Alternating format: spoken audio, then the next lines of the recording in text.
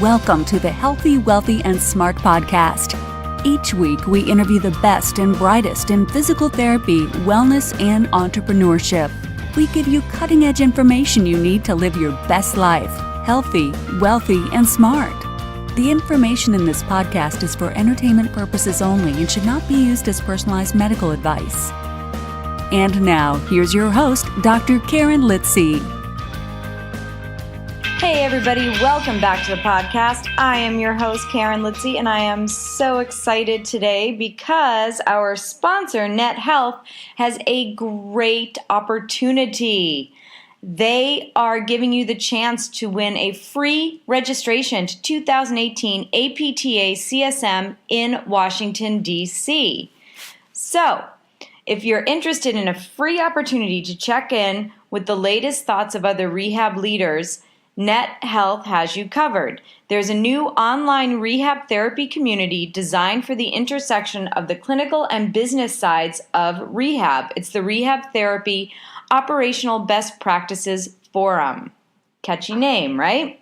It's all about habits and initiatives that juice up your attendance, revenue, workflows, documentation, compliance, efficiency, and engagement, while allowing your provider teams to keep their eyes on the prize, their patients, and their outcomes.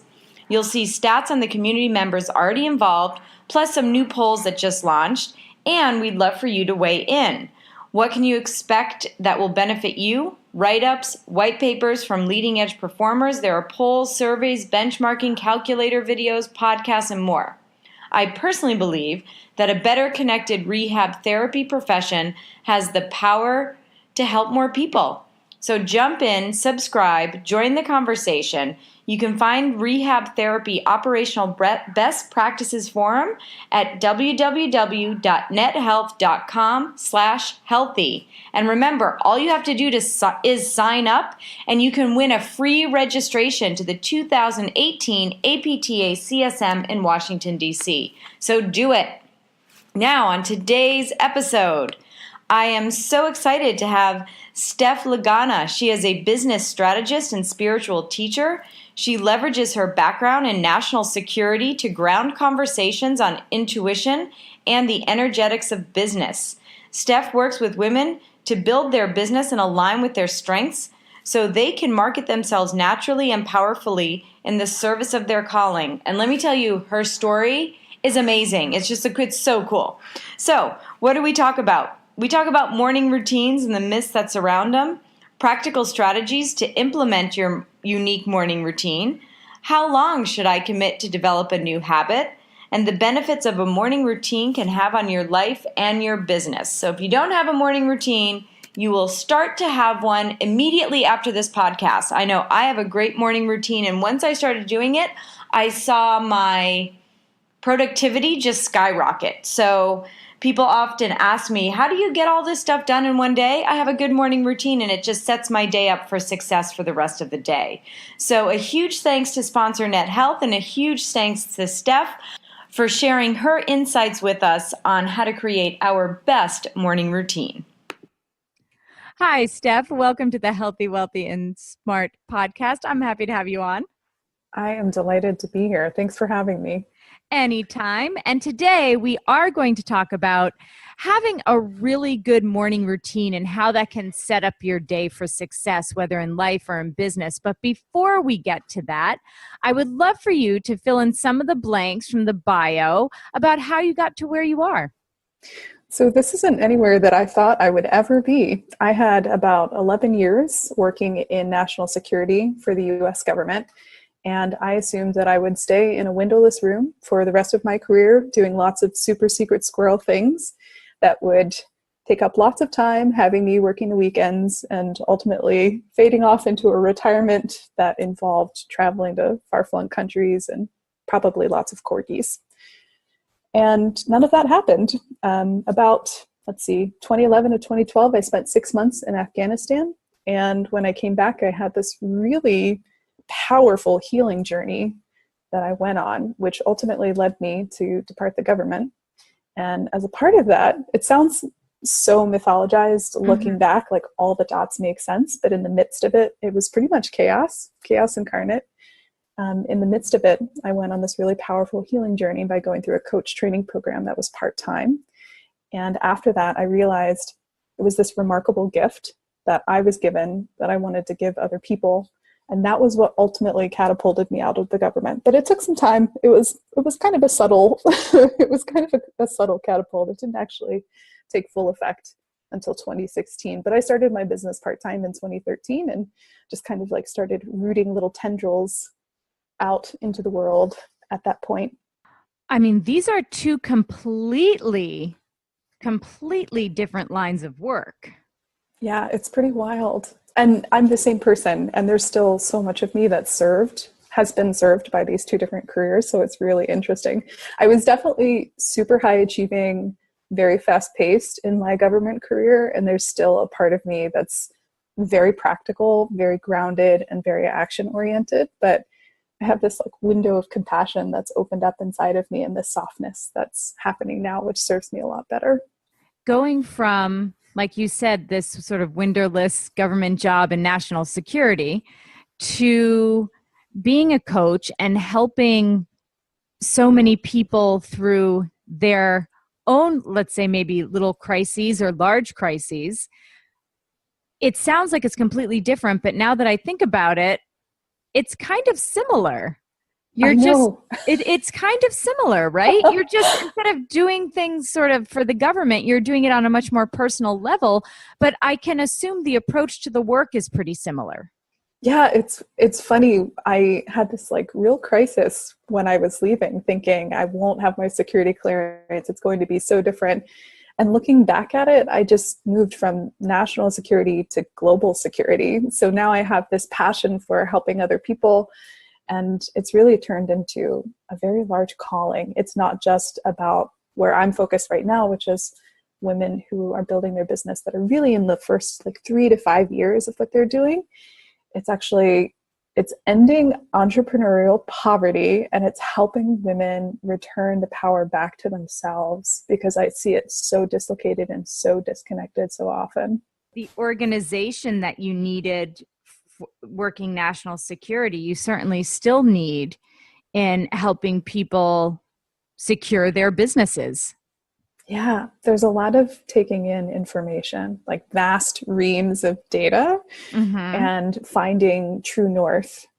So yeah, there's totally a lot of similarities between the two worlds, even though if you had told me beforehand that there could be some sort of bridge between them or resonance between them, I would have like laughed off in the other direction, but there absolutely is. Yeah, really interesting. You're still in the security biz. It's just not national security. It's more individual security and security of individuals' livelihoods, essentially. Yeah. And it's so much more rewarding, which I didn't see clearly how it was going to be that case, but now I can see the way that I'm helping women and helping them just bloom really powerfully into their calling. And because the people that I'm helping are helpers, I'm multiplying my impact. So it's this like really glorious kind of revolution that I feel like I'm at an origin point for. Yeah. It's a story that in my head that works really well. Yeah, it works for me. It sounds amazing. Now, let's talk about, like I said at the top of the show here, the importance of that morning routine. Now, we were talking a little bit before we went on the air, and I said, I'm so happy that we're talking about this today. And I'd love to maybe dispel a couple of myths first. Oh, yeah. Because whenever people talk about their morning routines, people say, I get up at 4 a.m, or I'm up at 5. And what is the deal with that? Is it necessary? Yeah, so I love being able to talk about it and doing it with freedom, not having it fit like a particular form or function. A morning routine can be anything that you really want to turn it into, and it can be completely under your own power. So I don't think you have to wake up early. If you're not a morning person, your morning routine can start at 10 or 11 in the morning. I also don't think you have to meditate. You don't have to take a cold shower. And you really, this is super important, you don't have to do the same thing every day. I know a lot of people that have like real thirst for variety, and the idea of doing the same thing every day for years on end makes them a little bit ill. So there's like this incredible freedom and flexibility that comes with it.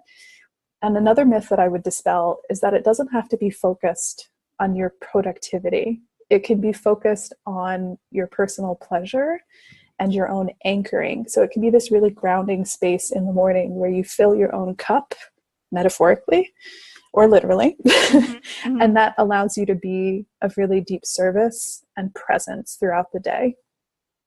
So it doesn't necessarily have to be you get up in the morning and first thing you do every morning is check your emails. Or if that's something that, because maybe for some people, checking your email first thing when you wake up is stressful. And then can that not set up that stress to linger for the rest of the day?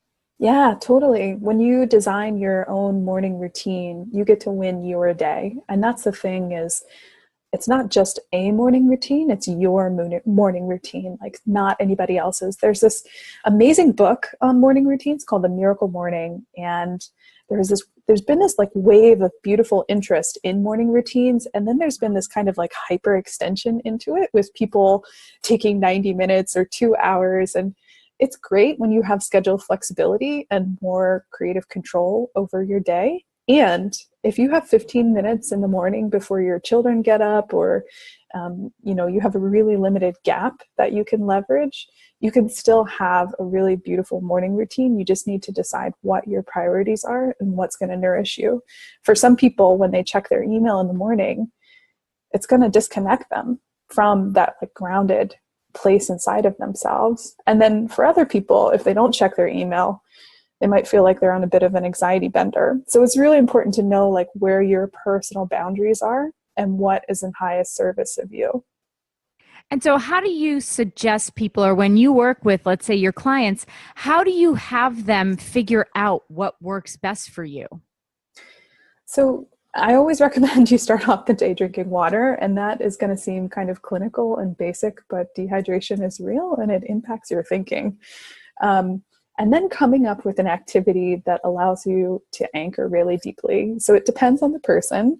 This is something that's, a bit of a tailored exercise, but morning pages works well for a lot of people. So this is just taking the time, whatever it is, 10 or 15 minutes to write out 3 pages longhand. So with a pen or a pencil, not typing it in your computer, because there's a different thing that's happening in your brain when you are writing longhand, and you write whatever is happening inside of your head down on that paper. And it's this wonderful thing that happens. Their morning pages are often called spiritual windshield wipers. It's this clearing and this cleansing that takes place that allows you to move forward in a more creative way and in a more clear way, which is really important when you are trying to be peaceful in a world that can be kind of chaotic. And we have a lot of that going on. Mm-hmm.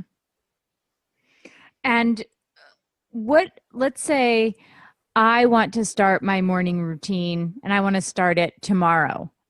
So I get up in the morning, I drink some water, maybe I write whatever's on my mind. But let's say if I'm sitting here right now, how can I figure out what I should do or what would serve me best? Yeah. So you want to make sure that you start it tonight. So whatever you plan to do for the morning, you want to give yourself space to commit to that tonight. So that means being really clear if you need to go to bed earlier so you can have beautiful time in the morning for yourself, that those two are linked. I have clients at times that have a little bit of difficulty implementing habits. It's really useful to start small, and that way you can start to anchor those habits in. But it's also really important to be clear on why you're doing something. So rather than saying, okay, so Steph says that writing morning pages, 3 pages longhand with a pen or a paper in the morning is like spiritual windshield wipers. Okay, so I put that on my to-do list. If you do that and focus on the activity rather than the purpose behind it, it can be easier to write it off. Oh, I don't have time to write those 3 pages longhand, or I don't really feel motivated to do that. But when you focus on, gosh, I really want to allow myself to just experiment and play with what it's like to lead my day from inside of myself, to win my day early and come from a really grounded and anchored and clear place, then it's a different proposition when you wake up and maybe you're a little bit fuzzy and you're like, should I take another 20 minutes and hit the snooze button, or should I try this new thing? So focusing on why and also giving yourself the opportunity to frame it with the why is really important. And I also think just knowing what your values and priorities are is really powerful. So for instance, if fitness is really important to you, but you've been struggling with incorporating it, you can look for ways that your lifestyle can accommodate small bouts of fitness. Maybe there's a wonderful stretching routine that you can do for 10 minutes in your living room. That is not getting a gym membership. That's not buying $100 worth of Not even leaving your apartment. Not even leaving your apartment or home. You don't have to see anybody in order to do it. And you can start easy and act in a way that's really experimental. Like, this is a hypothesis. Is this the habit that's going to allow me to pursue my fitness to a greater degree? Because that's the other thing with habit formation and with morning routines. There can be this kind of like aggressive energy where, oh, you should be able to habit stack. And it gets really complicated and really intense very quickly. And so I just like to create space for people to say, you can give this a try. And then if it doesn't work for you, that doesn't mean that your goal isn't achievable. It just means that there might be a better conduit for that success to come through. You know what I mean? I do. And how much do you give it a try for? Let's take again the example of a morning stretch routine. And if you feel like, okay, I know why I'm doing this morning stretch routine. It's important to me. It's going to fit in with my fitness goals. I'm going to take 8 to 10 minutes every morning and do this. And you do it for 2 or 3 mornings and then you stop doing it. Like, how long do you suggest to give it a try, quote unquote, for? I love this question because there's like so much depth to it. It's like a really meaty question. Yeah. So self-sabotage comes up really quickly for people. And usually there is some sort of resistance that is kind of behind why certain habits aren't getting formed. Sometimes it's about how your lifestyle is set up and what you're trying to do. Like, you are a mom and you have a lot of parenting responsibilities and you don't have much time. So you're trying to set up a whole bunch of stuff without having the things that are in your home in place that would really support you. So there can be like some mechanical things that show up as impediments, which are really important to pay attention to, because there's all sorts of tools and you don't have to use technology, but there's lots of enablers, whether it's something simple that you can do for yourself, like meal planning, because you want to shift the way that you're relating to food, or an app on your phone because you want to give meditation a try and you're having a real challenge doing it by yourself. So you install an app on your phone and experiment with it that way. So to answer your question though, if it feels aligned, and this is really important, I distinguish in my practice and for my clients between head-based knowledge and body-based wisdom, because there's a lot of social convention that can get kind of thick and heavy that can happen through your head. There could be a lot of shoulds and other people's expectations and other people's conventions that are hanging out up there. So what I say to my clients is, if it feels good and clear in your body, so like gut-based wisdom, and if you don't know what a yes and a no feels like in your body, it's really useful to tune in with that. And you can take an event from your past where you knew that something wasn't right for you, and where you knew something felt like a heck yes, and you can see where yes and no shows up in your body. That's really useful. The coaching tradition that I was trained in calls that the body compass. And we've all had those. I know I've had like, yes, I want to do this. And I've had the, this is not going to be good. I know it's not going to be good. And I still did it. And after I did it, I was like, that wasn't good. I totally hear you on that. I've been there. I've had the like energy, like the feeling of lightning in my body of yes. And I've had that like complete turn off, and I've done it anyway. Yeah. And now I think that's really, I'm glad that you brought that up, and hopefully the listeners can kind of understand what that means, because we've all had those two feelings. Yeah. Yeah. It's a really essential tool in my coaching work. And it's difficult for me to imagine going back to not having that. So definitely If that's something that's fresh to you, experiment with it now. Give it a try and see, because you'll be amazed at how often it shows up. Because my experience is the body does not lie.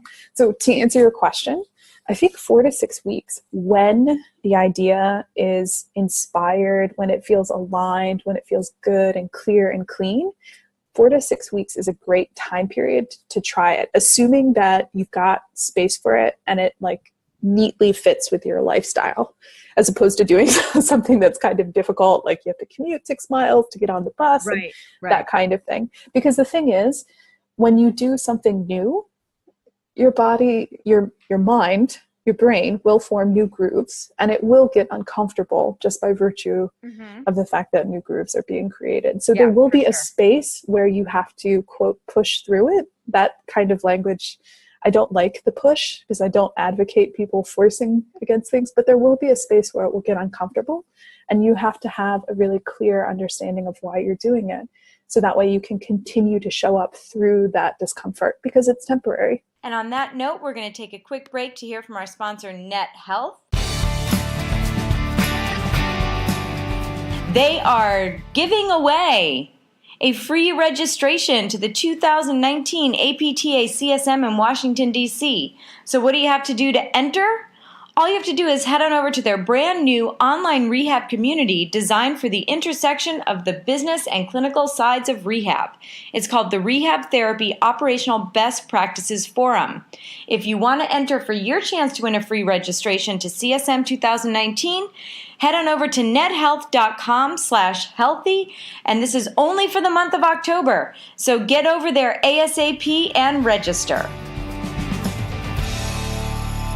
And what if you slip up a couple of times? Do you berate yourself and say, screw it, I'm not doing it anymore? I mean, I know the answer to this, but I feel like this is a valid question, because a lot of people do this to themselves. Oh yeah, self-flagellation is real. Yeah, so I mean, even just being curious instead of going in for the kill, is really important. Like just saying, I wonder why that happened, if you don't know.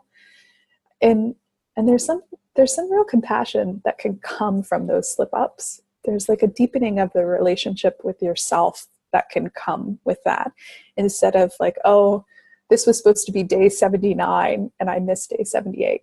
And that's one of the reasons why I mentioned freedom and flexibility. There's this beautiful structure that you can create that allows you to have a really powerful purpose and an intention, and to fulfill it in different ways. You don't have to do the same thing every day. If you are the type of person that thirsts for variety, but you still want to like tend to your wellspring in the morning and win your day early by filling your own cup in the morning, you could do that so many different ways. Like it doesn't have to be, one day doesn't have to be a replication of the next. So definitely, oh my goodness, yes, be kind to yourself, honor that sometimes things happen.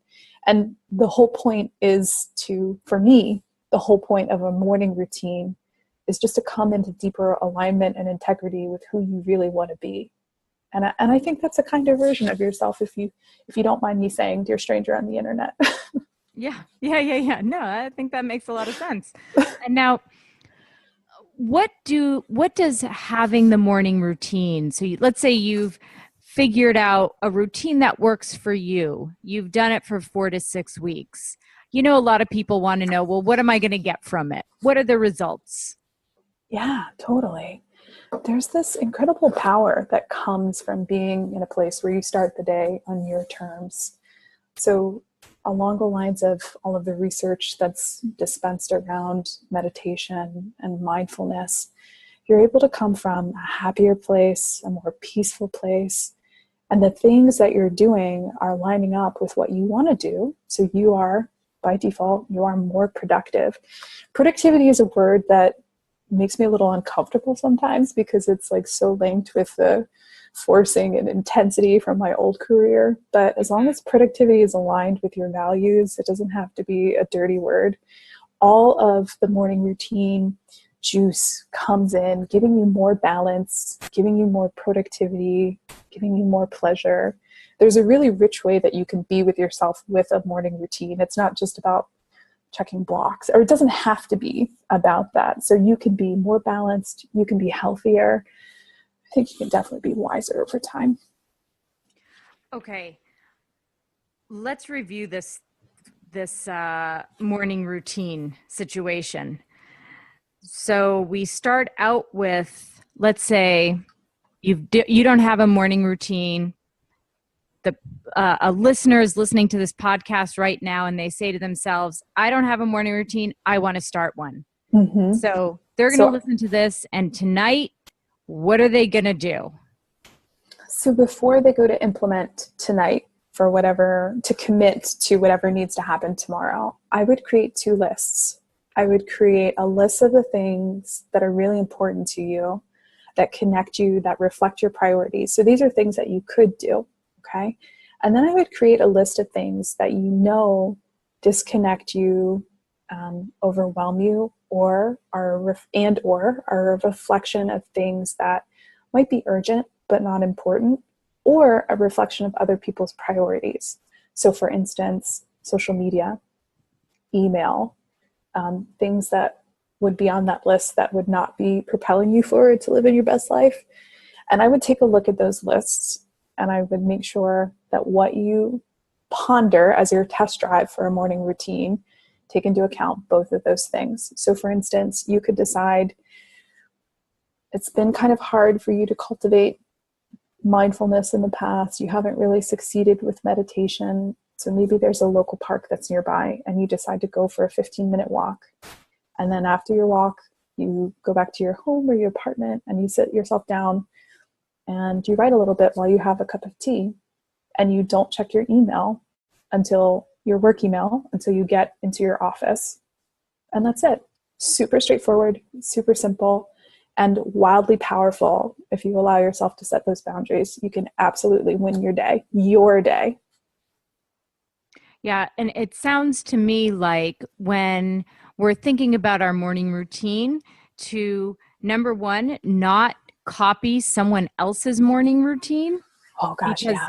just what works for one person. So what works for me is not going to work for you, and it's not going to work for my sister or for my friends or colleagues. So number one, Yes. getting very clear on what you need to start your day in, like you said, a more connected, positive, happy place. And that's going to be different for everyone. So I think making those Totally. lists to find out what helps to connect you to yourself, makes you happy, makes you content, or at least start your day with some ease, right? It doesn't have to be the happiest start to the day every day, but I think if you can start your day with a little bit of ease, I think that you're setting yourself up for a less stressful day.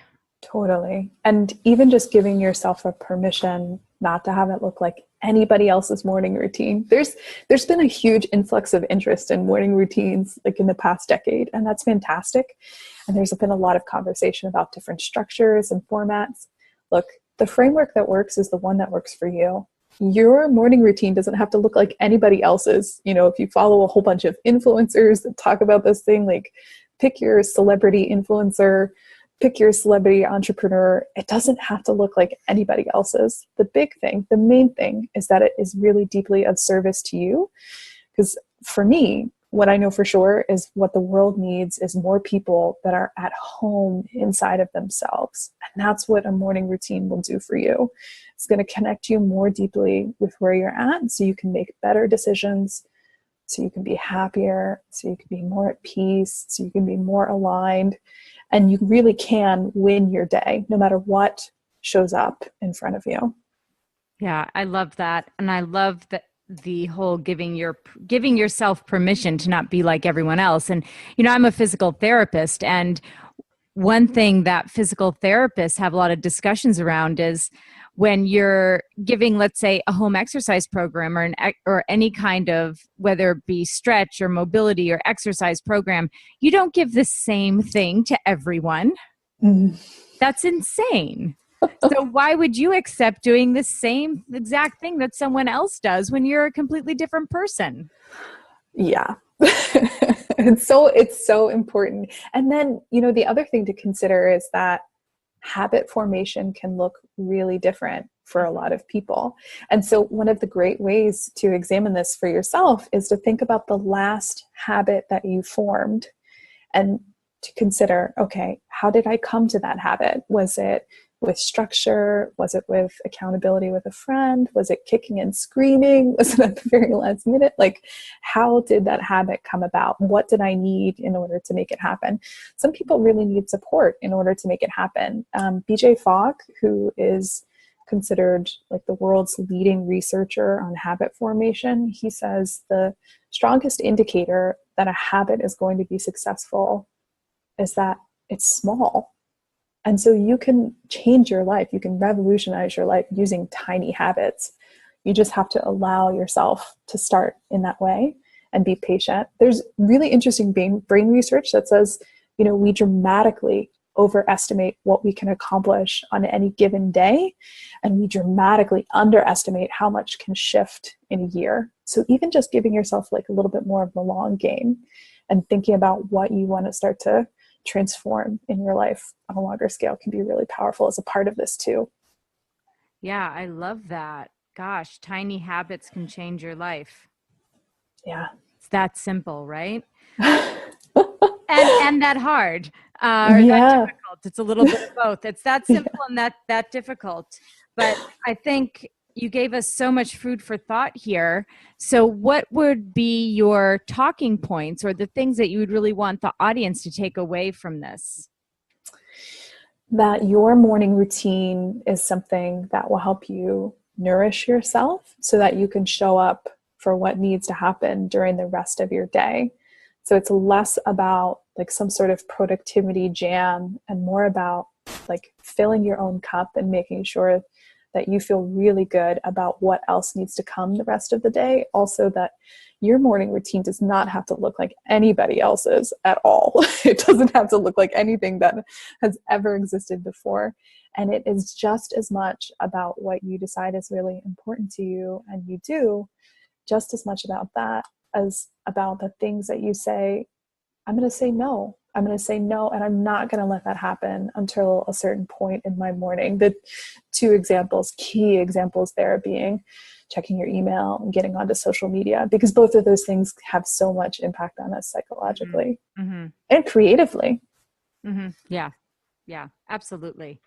Absolutely. Well, thank you so much. And before we sign off here, I'm going to ask you the same question I ask everyone, and that is, knowing where you are now in your life and in your very, very varied career, what advice would you give to your younger self?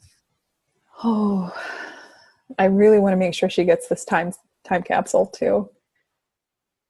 It's just about being able to let go of the desire for certainty, the need for certainty, and really release the requirement for like the 5-year plan, knowing how all the things are going to happen, because certainty isn't a tool that serves you. It can be something that's useful, but it can really be a crutch. So right now it's a real crutch for you, and I want you to let that go. Just see what wants to happen. Just play. Beautiful. Thank you so much. Now, where can people find you? Speaking of social media and email and websites, where can people find you? After 12 p.m., they can find me.